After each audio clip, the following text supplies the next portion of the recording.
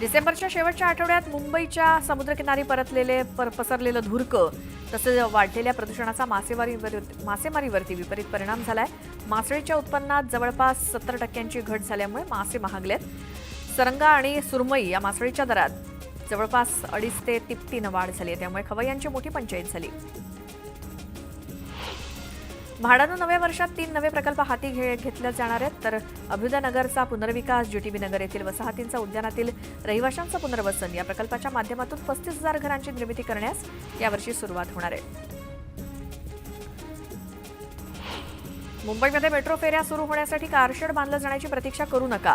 जगात कारशेड नसतानाही मेट्रो धावत असल्याची जाणीव करून देत दरवर्षी किमान 50 किलोमीटरचे मेट्रो मार्ग बांधण्याचे उद्दिष्ट ठेवा, असे निर्देश मुख्यमंत्री देवेंद्र फडणवीस यांनी दिले।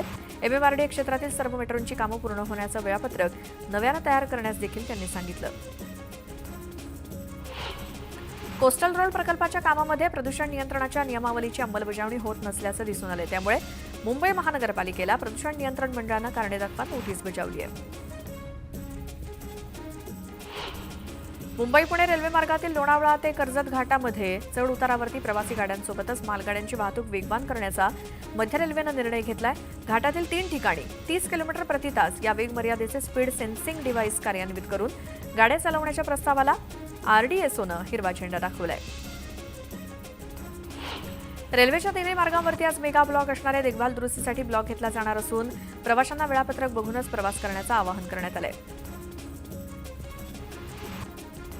मुंबईतील प्रवास वेगवान करण्यासाठी 60,000 रुपये खर्च केले जाणार असून सध्या वर्सोवापर्यंत असलेला कोस्टल रोडचा विस्तार दहिसरपर्यंत केला जाणार आहे। त्यासाठीच्या परवानग्या येत्या 45 दिवसात घेऊन या महत्त्वाकांक्षी प्रकल्पाच्या कामाला 2 महिन्यांमध्ये सुरुवात केली जाणार असल्याची माहिती केंद्रीय वाणिज्य आणि उद्योग मंत्री पियुष गोयल यांनी दिली।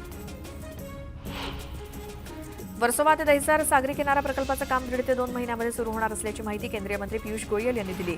या मार्गासाठी सागरी किनारा व्यवस्थापन क्षेत्र तसंच केंद्र आणि राज्य सरकारची परवानगी मिळाल्याची माहिती गोयल यांनी दिली।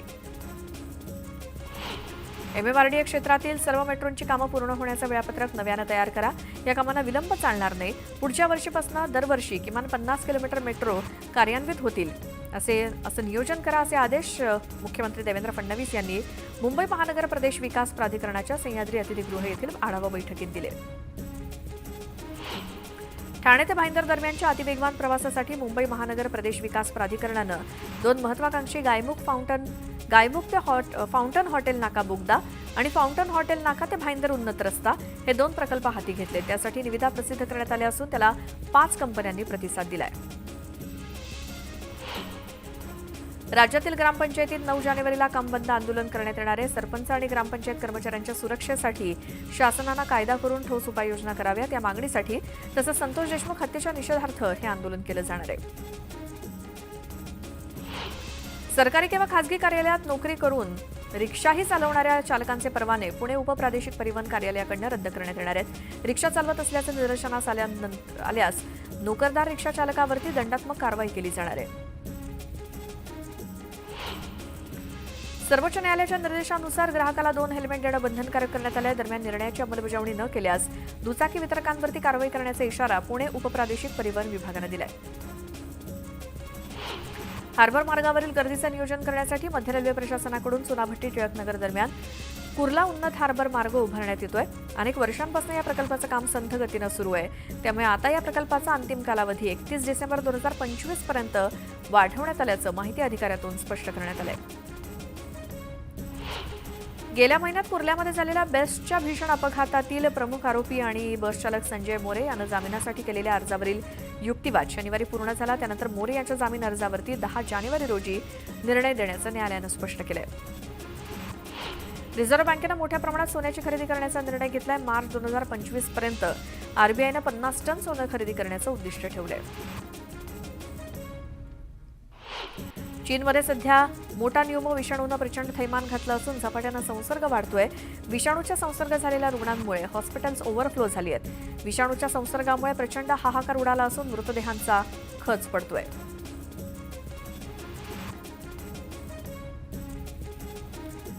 आणि आता एक सविस्तर बातमी, ती म्हणजे सरपंच संतोष देशमुख हत्या प्रकरणातील आरोपींना 14 दिवसांची पोलीस कोठडी सुनावण्यात आली। केस कोर्टात दोन्ही बाजूच्या वकिलांनी जोरदार युक्तिवाद केला। आरोपींवरती मोक्का लागणार असल्याचे संकेत सर्व घडामोडींवरून मिळत आहेत।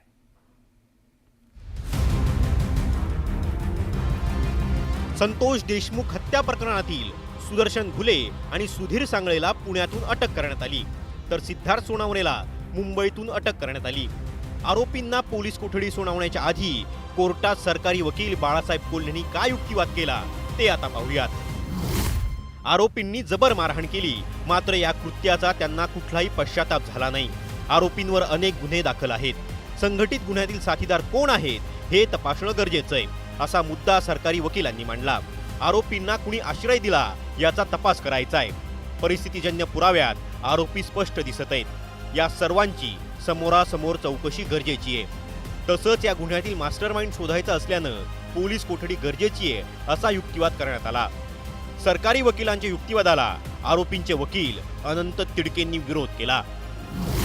गुन्ह्यात वापरलेली शस्त्र जप्त करण्यात आली आहेत। विष्णू चाटे या आरोपीला अटक करण्यात आली आहे। व्हिडिओ कॉलमुळे डिजिटल एव्हिडन्स पोलिसांना मिळाला आहे, यामुळे कोठडी गरजेची नाही, असा युक्तिवाद आरोपीच्या वकिलांनी केला। पार्श्वभूमी पाहता किंवा नंतर जे काही सगळे रिपरकशन झाले या सगळ्यामध्ये त्याचा सिरियसनेस घालून बसले गुन्हे। आता त्यांनी ते तसं स्टेटमेंट करतायत, पण तसं काही दिसतंय असं काही मला वाटत नाही। कोर्टात सरकारी वकिलांनी एका गंभीर मुद्द्याकडे लक्ष वेधलं। पहिली तक्रार वेळेत घेतली असती तर गुन्हा घडला नसता। राजकीय वरदहस्ताशिवाय हा गंभीर प्रकार शक्यच नाही, असा युक्तिवाद सरकारी वकिलांनी केला। जिल्ह्यातील संघटित गुन्हेगारीमुळे मोठे उद्योग इथं येत नाही, असा आरोप यावेळी अधिकाऱ्यांनी केला। कोर्टानं दोन्ही बाजूचे युक्तिवाद ऐकल्यानंतर आरोपींना 14 दिवसांची पोलीस कोठडी सुनावली आहे। Bureau report, news 18 Lokmat. पुन्हा बघूयात गावाकडच्या बातम्या। मुंबई महानगरपालिकेचा आगामी वर्षाचा अर्थसंकल्प फेब्रुवारीच्या पहिल्या आठवड्यात सादर होणार आहे। त्यासाठी महापालिका प्रशासनानं मुंबईकरांकडून लेखी सूचना मागवल्या आहेत। नागरिकांना 17 जानेवारीपर्यंत सूचना पाठवता येणार आहेत। राज्य परिवहन महामंडळात अनेक प्रकल्प चुकीच्या पद्धतीने राबवण्यात येत असून त्यात सरकारी अधिकाऱ्यांकडून हस्तक्षेप होतोय। एसटी महामंडळातील सर्व प्रकल्पांची चौकशी करावी, अशी महाराष्ट्र कर्मचारी काँग्रेसची मागणी आहे। स्कायवॉकच्या देखभालीवरती 2 कोटींचा खर्च, अनेक ठिकाणी सुविधा निरुपयोगी, पालिकेसाठी ठरतायत। पांढरा हत्ती मुंबई महानगरपालिकेकडून वर्षाला 2 कोटी रुपये खर्च केले जात आहेत। त्यानंतरही या स्कायवॉकची दुरवस्था होऊ लागली आहे। राज्यात चिकुनगुनियाच्या रुग्णांमध्ये वाढ झाली आहे। गेल्या 6 वर्षांच्या तुलनेत सर्वाधिक 5757 रुग्ण 2024 मध्ये आढळले आहेत। यात पहिल्या क्रमांकावरती नागपूर शहर आणि दुसऱ्या क्रमांकावर मुंबई आहे। मुंबई शहर तसंच उपनगरातील कमाल तापमानात वाढ झाली आहे। सांताक्रूजमध्ये शनिवारी 35 अंश सेल्सिअस कमाल तापमानाची नोंद झाली। अशी स्थिती पुढच्या 1 ते 2 दिवस कायम राहण्याची शक्यता हवामान विभागानं वर्तवली आहे। पहाटेच्या किमान तापमानात घसरण होते। संपूर्ण महाराष्ट्रात पहाटेचं किमान तापमान अर्ध्या डिग्रीपासून ते 3.5 डिग्रीपर्यंत खालावले। त्यामुळे मुंबईसोबतच कोकणात आणि उर्वरित महाराष्ट्राला सुद्धा या आठवड्यात हळूहळू थंडी जाणवणार आहे। एक मोठी बातमी आहे। नाशिकमधनं चोरीला गेलेलं बाळ सापडलंय। जिल्हा रुग्णालयातनं बाळाची चोरी झाली होती। आरोपी महिलेला बेड्या ठोकण्यात आल्यात। मूल होत नसल्यामुळे रुग्णालयातनं बाळाची चोरी करण्यात आली होती। नाशिकच्या जिल्हा रुग्णालयातनं चोरी केलेलं बाळ शोधण्यात नाशिक पोलिसांना यश आलंय। जिल्हा रुग्णालय आणि पोलीस प्रशासनाच्या सतर्कतेमुळे ही चोरीला गेलेल्या बाळाचा शोध घेत अवघ्या काही तासात ते पालकांकडे सोपवण्यात आलंय। मूल होत नसल्यामुळे एका महिलेनं रुग्णालयामध्ये जाऊन बाळाची चोरी केल्याचं तपासात समोर आलंय। रुग्णालयातनं बाळ चोरी करून ही महिला त्या बाळाला दिंडोरीमध्ये आपल्या आई वडिलांकडे देऊन फरार झाली होती। मात्र पोलिसांनी त्या बाळाचा शोध घेत ते त्याच्या आई वडिलांकडे सुपूर्द केलंय। अधिक माहितीसाठी जाऊयात। आमचे प्रतिनिधी लक्ष्मण घाटोळ आपल्या सोबत आहेत। लक्ष्मण, कधीची ही बाळाची चोरी आणि त्यानंतर किती तासात पोलिसांनी छडा लावला? श्वेता, खरं तर नाशिकच्या जिल्हा रुग्णालयातून काल दुपारी 12 वाजेच्या सुमारास हे बाळ जे आहे ते चोरीला गेलेलं होतं आणि या प्रकरणामध्ये जिल्हा रुग्णालयाच्या अधिकाऱ्यांची सतर्कता आणि नाशिक पोलिसांनी हे प्रकरण गांभीर्याने घेतल्याने अवघ्या काही तासामध्ये हे बाळ जे आहे ते त्याच्या आईच्या कुशीमध्ये आलेलं आहे। सपना मराठे नावाची ही महिला आहे जिने हे बाळ चोरलेलं होतं। तिला मूल होत नव्हतं। तिचा 2 वेळा गर्भपात झालेला होता आणि या सगळ्या नैराश्यातून तिने जिल्हा रुग्णालयामध्ये काही दिवस रेकी केली आणि या महिलेचं बाळ जे चोरी गेलं त्या महिलेबरोबर तिने ओळख वाढवलेली होती आणि ओळख वाढवत त्या महिलेचं बाळ काल दुपारच्या सुमारास चोरून नेलं। मात्र या सगळ्या घटनेमुळे नाशिक शहरात खळबळ उडाली। नाशिक पोलीस आयुक्त संदीप कर्णिक असतील, उपायुक्त असतील आणि नाशिकच्या पंचवटी पोलीस स्टेशनचे वरिष्ठ पोलीस निरीक्षक मधुकर कड असतील, त्या सगळ्यांनी हे प्रकरण गांभीर्याने घेतलं आणि जिल्हा रुग्णालयाचे शल्यचिकित्सक चारुदत्त शिंदे यांनी देखील या प्रकरणामध्ये सगळे सीसीटीव्ही फुटेज जे आहे ते वेळीच पोलिसांना दिले आणि त्यामुळे या महिलेचा अर्थात चोरी करणाऱ्या महिलेचा शोध लागला आणि अवघ्या काही तासामध्ये हे बाळ जे आहे ते त्याच्या आईला सुपूर्द करण्यात आलं। मात्र जिल्हा रुग्णालयामध्ये अशा पद्धतीनं बाळांची जर चोरी होत असेल तर या प्रकरणामध्ये जिल्हा प्रशासनानं जिल्हा रुग्णालयानं गांभीर्याने घेणं गरजेचं असणार आहे पुढच्या काळामध्ये। मात्र या सगळ्यामुळे नाशिक पोलिसांचं अभिनंदन केलं जातंय आणि जिल्हा रुग्णालयाच्या अधिकाऱ्यांचं देखील या सगळ्या प्रकरणामध्ये अभिनंदन केलं जातंय,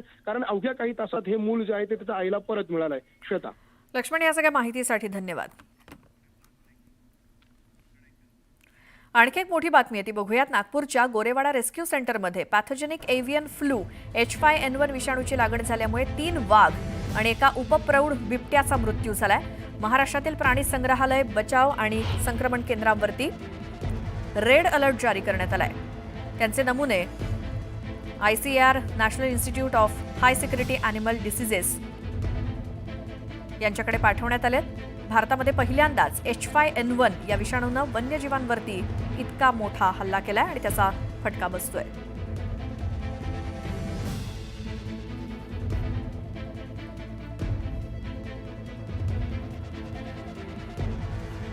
पुन्हा पाहूयात गावाकडच्या 50 बातम्या। कोयना धरण परिसरात भूकंपाचा सौम्य धक्का बसलाय। सकाळी 6:57 हा भूकंपाचा सौम्य धक्का बसला असून भूकंपाची तीव्रता 2 रिश्टर स्केल असण्याची शक्यता आहे। अंकलेश्वर बऱ्हाणपूर रस्त्याच्या दुरवस्थेबाबत शिवसेनेचे आमदार चंद्रकांत सोनवणेंनी राष्ट्रीय महामार्गाचे प्रकल्प संचालकांना खडेबोल सुनावलेत। महामार्गाची दुरवस्था दुरुस्ती न करणाऱ्या कंत्राटदाराला तुम्ही दंड का केला नाही, तुम्ही दुर्लक्ष करता आणि त्याचा त्रास आम्हाला होतो, अशा शब्दात आमदार चंद्रकांत सोनवणेंनी संताप व्यक्त केला। आमदार प्रशांत बंब यांनी यापूर्वी शिक्षक नेमणुकीच्या ठिकाणी न राहता भत्ता उचलतात असा आरोप केला होता। या संदर्भात कायदा रद्द करा अशी मागणी सत्यजित तांबेंनी केली।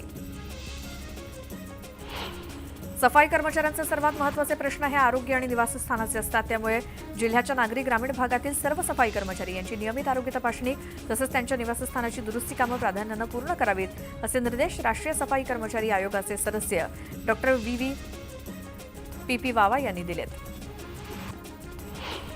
पुण्यश्लोक अहिल्यादेवी होळकर सोलापूर विद्यापीठाचा दीक्षांत समारंभ 10 जानेवारीला दीक्षांत मैदानात होणार असून यावेळी एकूण 15,291 विद्यार्थ्यांना पदवी प्रदान केली जाणार आहे, अशी माहिती कुलगुरू प्राध्यापक डॉक्टर प्रकाश महानवर यांनी दिली।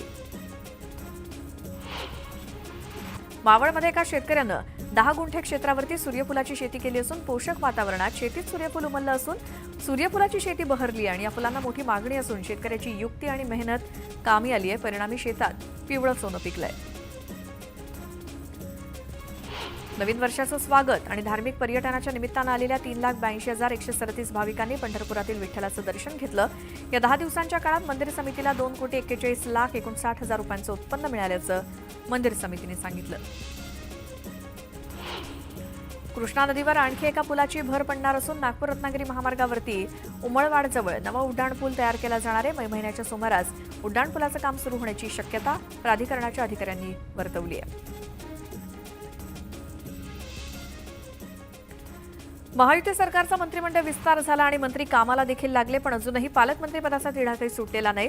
काही जिल्ह्यातील पालकमंत्रीपदासाठी अजूनही रस्सीखेच सुरू आहे। राज्यात देवेंद्र फडणवीस यांच्या नेतृत्वात महायुतीच्या सरकारच्या मंत्रिमंडळाचा विस्तार 15 जानेवारीला झाला। एकेका जिल्ह्यात 2-2 मातब्बर मंत्री असल्यामुळे पालकमंत्रीपदाचा वाद कायम आहे। दरम्यान मंत्रिमंडळ स्थापन होऊन इतके दिवस झाले तरी पालकमंत्रीपदाचा तिढा न सुटल्यानं विरोधकांनी महायुतीला टोले हाणलेत। कॅबिनेट मंत्र्याच्या वरती कॅबिनेट पालकमंत्रीपद झाले अशी परिस्थिती झाली। म्हणजे हे आयलंड्स म्हणजे छोटे छोटे असे एरियाज ब्लॉक करून चालवणार आहे काय राज्य? भारत आणि पाकिस्तानच्या सीमेसंदर्भात जेवढी चर्चा झाली नसेल तेवढी चर्चा पालकमंत्र्यासाठी महाराष्ट्रात आम्हाला होताना दिसतंय। लवकरच महायुतीच्या पालकमंत्र्यांची नावं जाहीर होतील असा दावा महायुतीच्या नेत्यांनी केलाय। कोणताही निर्णय घ्यायचा तो सामूहिकपणे घ्यायचा, एकत्रितपणे घ्यायचा, म्हणून 1-2 दिवस वाट ही अजितदादासाठी पाहत आहेत। सोमवारी किंवा मंगळवारी जे महाराष्ट्रातल्या सर्व पालकमंत्र्यांची नावंही घोषित केली जातील। महायुतीतील रस्सीखेचीत पालकमंत्रीपदाचा तिढा सोडवण्याचं मोठं आव्हान महायुतीच्या नेत्यांसमोर आहे। महावितरण